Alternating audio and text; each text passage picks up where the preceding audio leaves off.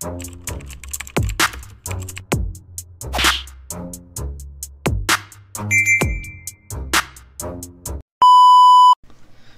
what's up mga kumag, I'm back, ang inyong online judge. Walang iba kundi Judge Jenan. Okay guys, 1 minutes pa rin tayo. So ito na yung pang-apat na review natin sa 1 minutes batch 2 kasi yung 1 minutes batch 1 na review na natin yon. At napanood ko rin yon ng live. Itong batch 2 ang hindi ko napanood ng live, kaya gusto kong sunod-sunod rin yung mga battles dito. Although dapat meron tayong naka-schedule na mga reviews ngayon, 'di ba? Pero wala eh. Gusto kong unahin yung 1 minutes, 'di ba? Gusto ko siyang unahin kasi hindi ko to napanood. Ito yung pinakasayang na 1 minutes para sa akin. Kasi full pack tong lineup na nandito eh. Tapos nag-perform pa sila MZite at Sayad, 'di ba? So sayang talaga. Kaya ngayon, bawi ako. Ito muna yung uunahin kong reviewin, ito muna yung uunahin kong panoorin, 'di ba? So ayun. Going back, sabi ko nga ito na yung pang-apat natin na review sa 1 minutes. Inuna na natin dyan yung Carlito Everready, which is sila MZite at Sayad yun. Killan Dave Denver, and sino nga bing isa? Killan Dave Denver, Pilos Supremo, diba? So yun yung mga inuna natin. Then ngayon, Vicente versus Blazer naman. So marami akong na sagap na balita after ng event is grabe daw yung ginawang performance dito ni Vicente. So tignan natin, no? Tignan natin. Bis, see you sa semis sa August 17 I think, 'di ba? So kita-kits tayo doon. Manood ako doon, okay? So let's go. Panoorin natin 'to, review na natin 'to. Vicente versus Blazer. Let's go. 1 minute susunod 2. Pakinggan natin unang banat. Blazer. Malinaw ba? Yeah. Ang galing ko pakuha. Yeah. Bago ako magsimula, paagaw muna. Umayag na ba si Vicente? Okay, namali pa si Arik doon ha. Okay. Akala ko si Blazer talaga yung mauuna. Nagulat ako, iba yung boses. 1 minute susunod 2. Pakinggan natin. Shoutout sa FRBL at Motos. Hindi na sila nag-coin toss, pinag-usapan na lang nila. Hiningi ni Blazer mauna, pumayag naman si Vicente. 1 minute susunod 2. Pakinggan natin unang banat. Blazer. Malinaw ba? Yeah. Ang galing ko Vicente. pakuha.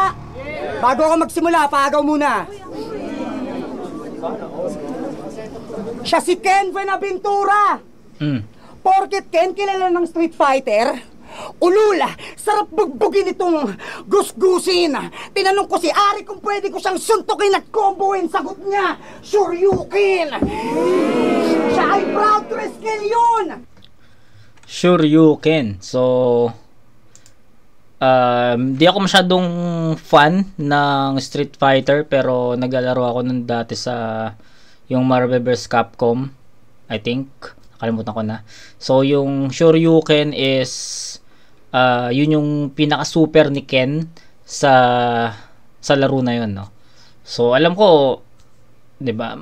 Grabe, maganda rin yung laro na yun, yung Marvel vs Capcom. Isa rin yun sa mga kinadikan ko dati. Pero hindi sa arcade. Sa ano siya? Sa computer. Sa computer, yung meron pang CD dati.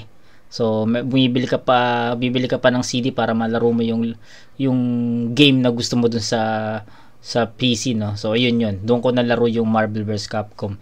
Na-addict rin ako doon. Grabe yung yung laro na yun, no. So ayun, yung Shoryuken, super yun ni Ken sa sa Street Fighter. Kaso parang kontra sa inyong si Ari kung pwede ko siyang suntukin at comboin. Sagot niya, Shoryuken. Siya ay proud to rescue yun.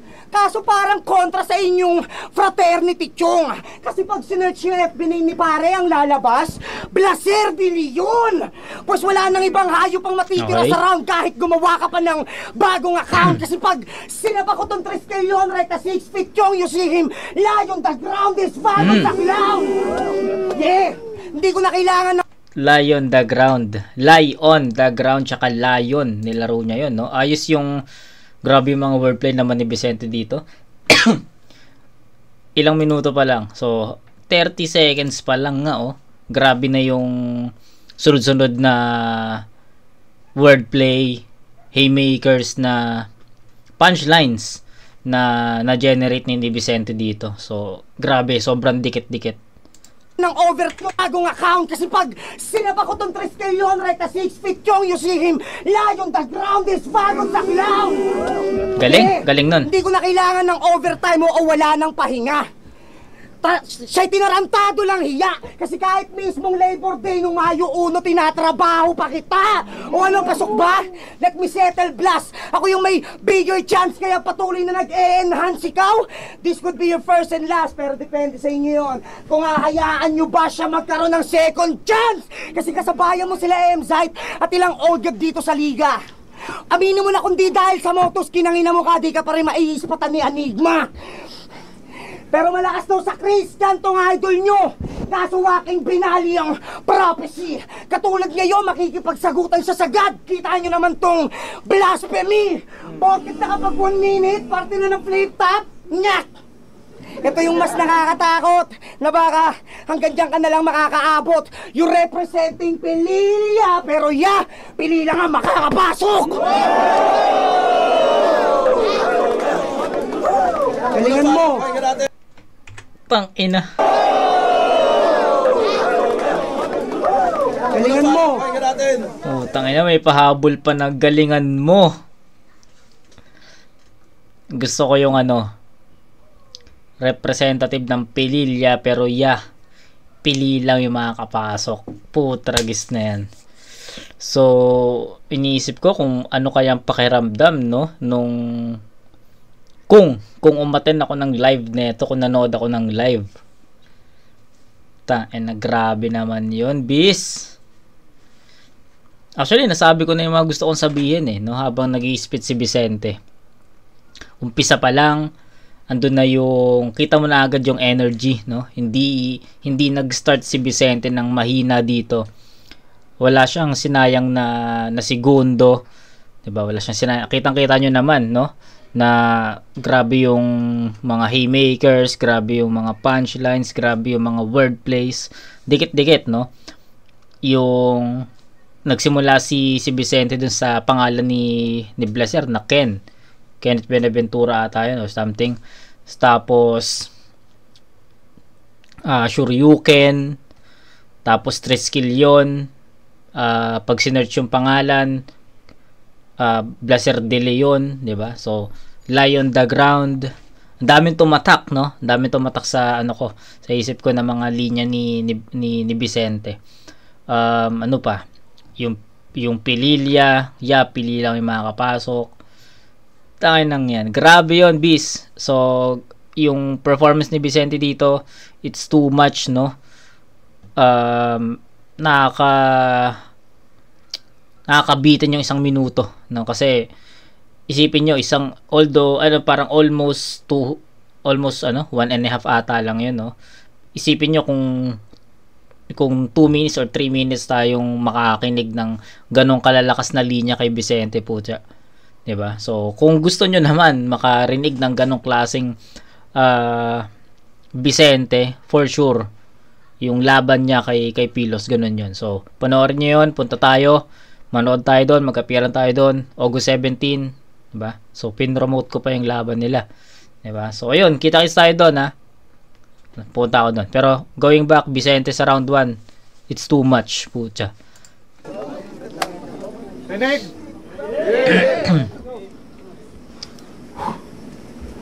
Nauna na si Mahanda Trap yan para ipag-reserve ako ng pwesto. FRBL Gods, alam nyo na kung sino pangumpleto. Baka sabihin, pinag-tryouts, buksan yung diwa sa konsepto. Na bago ipresenta sa market ng Blaze, talagang dadaan sa proseso. Kaya rekta na't walang palabok, pero bumubusog ang written. Sa kumparahan, balat pa lang ay mas nanunuot ang sining. Iba yung nagsusunog ng kilay sa nagtutubog ng ngipin. Pangalang 4 ang katinig, siya pang tumutunog ng lihim. Masamang damo sa aking init, tila maghapong bilad. Grass fire, ramdam ng puno'y nakakapasong silab. Para napahamak ng dahil sa Pangulo. General sa pasong tirad, nakipag-islaman ka sa tunay tasang hinamon jihad, nilabasan ka ng God tier. 7 days preparation o madalian sa pagkalap. 7 days of creation pero mga bara na pangwasak. Ngayong buo na yung disenyo at siyang elemento na pangtarak, pwede ka na magpahinga ngayong nasa araw ka ng Sabat. Araw ka na. Nasa araw ka ng Sabat. Okay. So, don't get me wrong, or kailangan ko lang unahan yung thinking nyo, no? Hindi mahina yung round 1 ni Blaser, no? Hindi mahina yon. Ang ganda rin ng construction niya, ang ganda rin ng mga punto niya. Pero syempre, sa agresibo, no? Sa pagiging agresibo, lamang na lamang si Vicente doon. Sa wordplays, lamang na lamang si Vicente doon. Sa punchlines, sa bigat or sa diin ng punchlines, si Vicente pa rin yun. Siguro para sa akin makukuha ni Blaser yung pagiging technical, no? Kita nyo naman, no, sa technical sides talaga, lamang na lamang si Blaser doon. Hindi natin pwedeng i-disregard yung technicals writtens niya, no? Galing nun. Pero ayun, medyo mahaba kasi yung mga setups ni Blaser dito, unlike kay Vicente na ang bilis pumasok ng mga suntok, eh, 'di ba? Parang malingat ka lang saglit, tangin na naghihiyawan na yung crowd. Malingat ka lang saglit, may punchline na, 'di ba? Yun lang siguro, nakita ko kagad yung pinagkaiba ng dalawang MC. Si Vicente, sunod-sunod yung mga punchlines, haymakers, wordplays, 'di ba? From start to finish, sunod-sunod. Pagiging agresibo, stage presence, energy, grabe, no? So, sabi ko nga sa inyo, it's too much, no? Sobrang laki talaga ng sobrang laki ng energy na build ni Vicente sa round 1, and feeling ko, or so far, mahirap talagang mahirap talagang tibagin yun. And sa pinakita ni Blaser sa round 1, para sa akin kulang yung pinakita niya compare sa, or against dun sa pinakitang performance ni Vicente sa round 1. Malakas yun, maganda yung construction or writtens ni Blaser, pero para sa akin hindi yun enough para matalo niya yung round 1 ni Vicente. So it's a 10-8 para sa akin, Vicente yun. Round 2.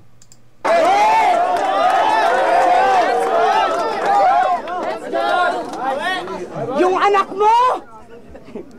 Wag na. Baka mas sumakit pala, Hadjong. Ba't ko naman idadama yung anak mo? Alam ko namang wala kang pakialam doon. Oo, yung asawa niya at anak sa iba na nakatira na household. Wala na raw kasing paninindigan tong gurang nakak-old. Siya si Ken Buenaventura, tandaan nyo. Astang binata, hayahay sa pagkakahilata. Habang nagpapakita ng pride si Ken, pinipilahan naman yung asawa niyang maladiwata. Oo, maraming tumitira. Covered court, pinababayaan niyang makascore mala open notes. Okay lang daw na maging tigang siya. Basta yung kanyang kapares overload. Ang dahilan, nasa poder ka pa rin ng ama mo, gurang ka na. Masyado namang spoiled na anak to. Eh pag nagsushort yung laman ng bulsa mo, ama mo pa yung nagkakargo. Hindi na to aabot pa ng boxer. Kasi alam ko namang hindi ka makakapalag. Kaya paano magkakasupporter yung Blaser kung wala namang bayad? Sabi ko short, cargo, boxer, supporter, ano? Nanuot na ba yung bars, mga pare? Ironic na pantap yung Blaser pero sa pambaba siya nadali. Fuck that, bro. Pero sa pambaba siya nadali. Ironic na. Kaya Mr. Buenaventura, fuck you! Ini-spoil mo pa itong umiedad na monkey. Utak mo may gasgas na ng konti. Binubuhay mo pa rin itong may 40 edad anyos mo na anak kasi naniniwala kayong life starts at 40. O, dalawa silang tinamaan ng sapak sa pandadamay kong sagad. Inuna ko nang itumpa yung ama para wala nang makitang tata yung anak. Galingan mo! Wala ang banat, pakinggan natin! Okay, so may wordplay na naman doon. Inuna ko yung tatay para wala nang tatay yung anak. So wordplay, no? Ayos yun. Pero nakita natin nag-choke si Vicente dito. And regardless, no, nag-choke man o hindi, mas powerful yung round 1 compare dito sa round 2. Kita nyo naman, no? Kung napansin nyo yung panood ko dun sa round 1, kada may punchline or kada may haymaker si Vicente doon, napapareha ako, napapapos ako doon, 'di ba? Pero sa round 2, although may mga punchline or wordplays tayo narinig, hinayaan ko 'yon kasi feeling ko hindi siya ganun kabigat compared dun sa round 1, no. Sinanay tayo ni Vicente sa round 1 na solid at mabibigat yung mga laro sa salita dun sa round 1, mabibigat yung mga punchline, mabibigat yung mga wordplay, Pero pagdating sa round 2, sa tingin ko nawalan ng konting bigat yon, nag-choke pa siya, so malaking kabawasan yung choke na yon. So yung round 2, ito yung masasabi kong vulnerable or kayang-kayang matalo ni Blaser, no? Pero let's see, tignan pa rin natin syempre kung ano yung ipapakita ni Blaser. Pero so far yung round 2 ni Vicente is hindi ganun ka-powerful yon para sa akin. Okay? Inuna ko nang itumpa yung ama para wala na makitang tata yung anak. Galingan mo. Wala ang banat, pakinggan natin. Yo! Sa gantong porte, salat. Sa uniformet, balat ay sipat na agad pagtulongge sa rap. Mga chick kundi homeless, panay hostess lahat. Sa rap contest, naka 4X at Cortez na black, pero peke ang tigas, naka faultless na cap. Proud na Tondo represent, kahit nahilaw pang husto. Kay Diyos ang papuri, nasa Diyos ang papuri na nagpalitaw ng hudnyo. Sa kanya yung cheer at basbas, habang ligaw kang multo. Hindi ikaw, kundi si Diyos naging sigaw ng tundo. Tapos namimisikal pa yan sa motos, pero hindi dinayo kay Larry Kinaro yung angas na wala ang pagka-natural. Galing nga ba sa lugar ng matatapang o matapang kapag nasa lugar, kaya yung galing ang mayaw ng tundo. Tapos namimisikal pa yan sa motos, pero hindi dinayo kay Larry Kinaro yung angas na wala ang pagka-natural. Okay. Galing nga ba sa lugar ng matatapang o matapang kapag nasa lugar, kaya yung okay. Galing nga. Hindi ko masyado narinig kasi kanina, kaya hindi ako napareact doon, pero ang ganda pala ng punto ni Vicente doon sa na yon, linya na yon. Ba sa lugar ng matatapang o matapang pag nasa lugar, kaya pilit yung karakter. Takot na nag-boost ng mababang moral. Kaming nasanay sa kahayupan, kadalasan mga nasa rural. Kaya tong beast nasa hit list. Palag kahit wala tong presyo. Born to Kill the Devil, parang album lang ng ghetto. Ito'y hitman sa kapwa hitman. Toto'y golem kay Salonga. Pagbigay ng time and place, massacre, mapa 530 Santa Rosa. Gagong galing ni Blaser sa round 2. Ring banat, pakinggan natin. Blaser yon, tol. Blaser yung round 2. Consistency, isa sa mga factor na nilamang ni Blaser sa round 2. Kasi from round 1 to 2, yung performance ni Blaser sobrang pulido. Unlike kay Vicente na from too much to average, no? Or below average pa nga siguro. Hindi, siguro average, no? Kasi malakas naman yung mga punchline at haymakers na binitawan niya. Pero kung ikukumpara natin sa 1, mala eh. It's too much talaga yung round 1. Grabe yun. Too much talaga yun. Real talk.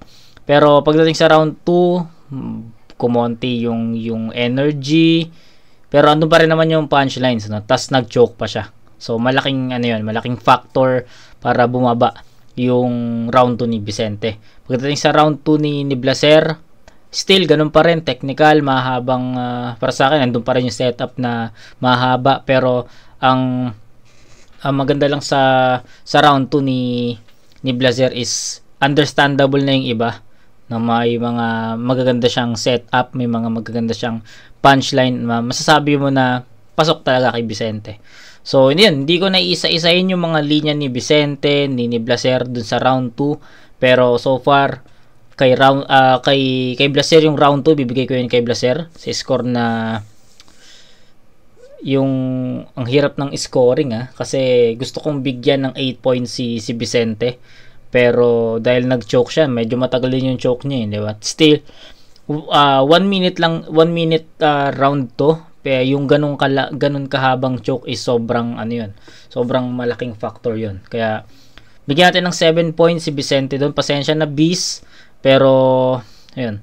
Trop tayo pero sa YouTube channel kailangan natin, ayoko magkaroon ng ayokong masabihan bias tayo dito. Pero ayun, Beast 7 points, bigyan natin ng 7 points sa round 2. Sayang yun. Even sabihin natin hindi ka nag-choke doon, bibigyan ka ng 8 puntos doon, pero wala na yung choke mo is sobrang malaking factor yun dito sa ganitong kadikit na round 2. Kay Blaser naman, from 8 points sa round 1, binigyan ko ng 8 points sa round 1. Mas naging effective siya dito. Kaya para sa akin, tawag dito, deserve ni Blaser ang 9 points dito. So it's a 9-7 in favor of Blaser sa round 2. So 10-8 sa round 1 Vicente, 9-7 sa round 2 Blaser. So ito na naman tayo, 17 points all. Tangin, hindi ko na-expect na magkakaroon na naman tayo ng tabla. So ito, round 3, pakinggan natin. Yung mga mihiyaw sa reference niyan, tatanda na nun. Saka ba't ko ituloy yung sigaw ng tundoy ngayon ang wawak na nun. Round 3 again! Gago. Pinakilala ka dito bilang jowa ni Lux. Why, tol? Ginagawa ka na lang content dito, pre. Ironic na ikaw yung gumamit ng Lux, pero yung maitim pa mismo magpapakita sa'yo ng flawless victory. Tingnan nyo naman kasi yung tattoo, ano yan? Para maging scary, tol, gagawin yung skin terrible. Ako, wala man akong tattoo, pero alam nila na pag ako gumamit ng incredible. Kakagamit mo ng tinta, naging tinta siyong malagim na. Sige nga, kung proud ka sa tattoo, palagay mo sa nomong taragis ka.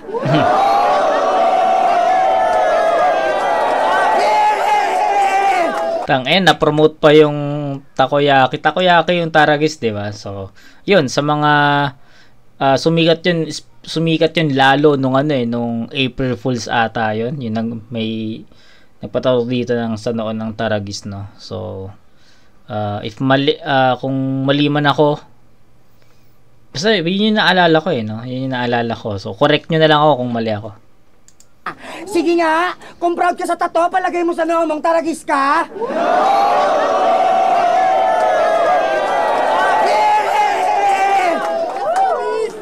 Nakipag-Star Wars sa Espero diyang panagmula-ningning mo. Ito ba between nyo? Kasi papakita ko bigat nitong dark side ngayong May 4, kaya may the force be with you.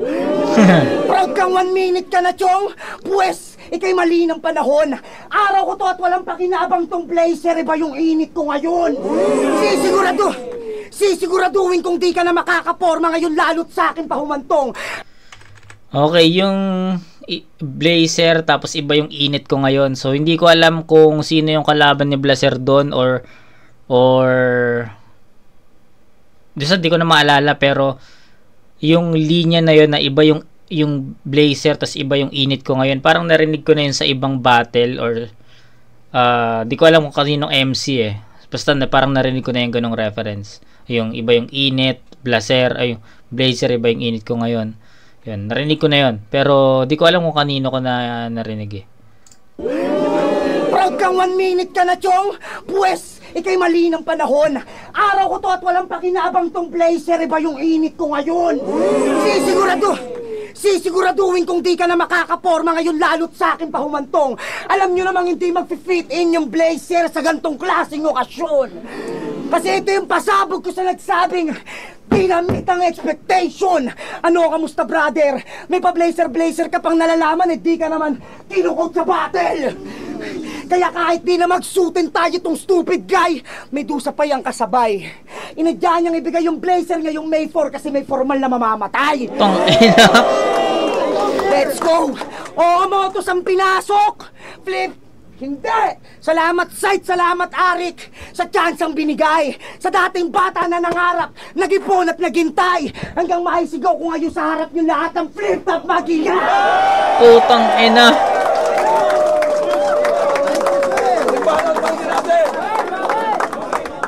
Putang ina, kinatay ni Vicente yun.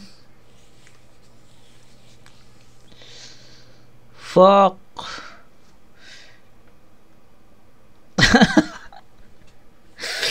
Tangina, lakas nun. Ating bata na nangarap, nag-ipon at naghintay, hanggang maisigaw ko ngayon sa harap yung lahat ng flip-top magiging.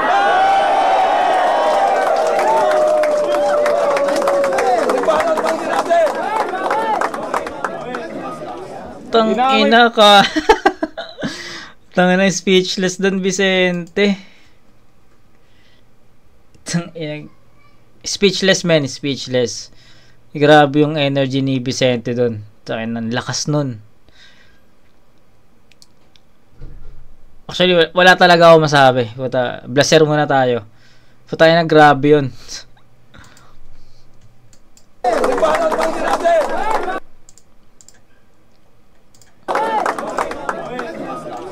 Dinamay pa si Lax.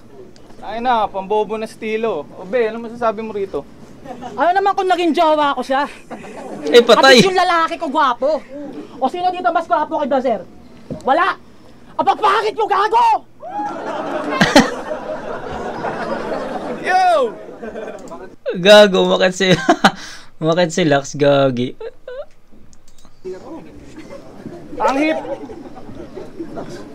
Ang hip-hop sa Pinas, isang malaking paaralan. Hubugan ng talas sa talento. Mga bara sa kwaderno, may kaalaman na katerno, may luma at bagong tipan, ikaw sang aral ka nakasentro. Ako old school man o new school, naka-enroll ako sa pareho. At kung nabata mo si Dave Denver, pasalamat sa kabilang banda. Ngayong popular na tirador ang kasarguhan, bawalang maling tansya.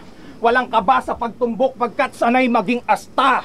Natakot ay naging armas, kaya ngayon pamilyar na. At nagchat to sa akin 3 weeks ago. Ginagamit yung MB niya para manghingi. Aba ng pupulis ka, beast. Aba ng pupulis ka, beast. Kung puro pera lang alam, mas bagay kang numismatist. Yung beast, may monkey business. Much clever mang bait. Pero yung gustong ungguyin, super saiyan, tas na sa level pa ng ape. Aggression laban sa talino. Okay. Paanong punto nyo titimbangin? Sige, pasok sa laboratorio kong kartel kung saan laman yung titilarin. Parang Oplan decapitation sa unang ulo na pipitasin. Parang nagtatarya ng item bilang bis yung hihimayin. Sabi nga, wala na pala. Ginawan. Nakala ko yung pang-apat. 1 minute susunod. Sabi nga, wala na pala. Ginawan. Nakala ko yung pang-apat. 1 minute susunod. 2. Okay, so yung round 3, yun talaga yung naging deciding round para sa akin, pero wala na akong i-comment dun sa round 3. Kitang-kita yun kay Vicente. So it's I think 10-7. Pinakamalakas na round ni Blaser yung round 2. Round 1 para sa akin, saktuhan lang yun. Pero pagdating sa round 3, hindi ko alam pero naging ineffective siya at some point. May stutter konti, and siguro hindi rin nakatulong yung pagkakit ni Lax para sa akin. So yun lang, 7 points para kay Blaser.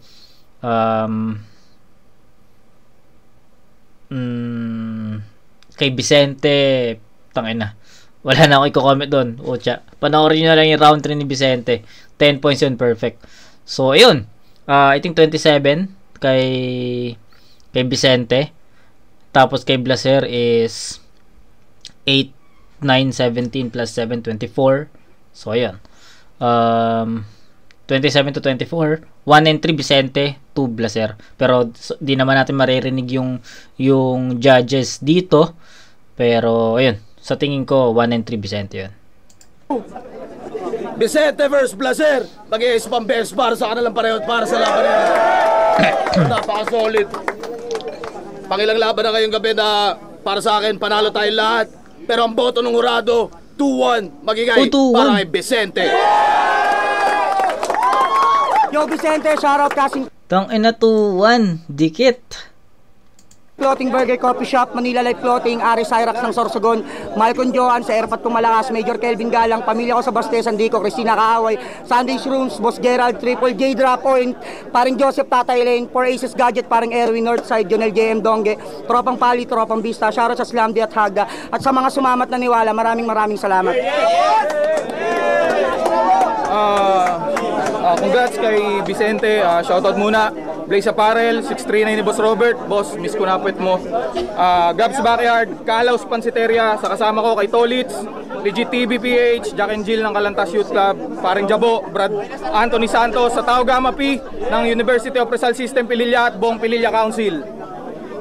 Okay, so akala ko may shoutout ako eh. Na-joke lang. Gusto ko lang mapakinggan yung yung nila, post battle nila. And ayun, 2-1. Ito yung hindi ko in-expect na 2-1, no. Pero grabe yung Vicente doon. Sayang lang hindi natin mapapakinggan yung judgment ng mga judges. Pero Vicente got this one, and 1 and 3 para sa akin, pucha, malinaw yon kay Vicente. So yun. Next natin dito, syempre 1 minutes pa rin. Joss, alam mo ko may battle si Joss dito eh. So tignan natin, no. Pero kung wala pa yung Joss is hanap tayo iba. Pero so far gusto ko mapanood yung Joss. Hindi ko alam kung sino yung kalaban ni Joss sa 1 minutes na batch 2. Pero yun, kita-kits tayo doon sa battle na yun, okay? Grabe yung Vicente, pucha. Grabe yun, grabe. So kita-kits tayo sa next na review, mga kumag. Peace out.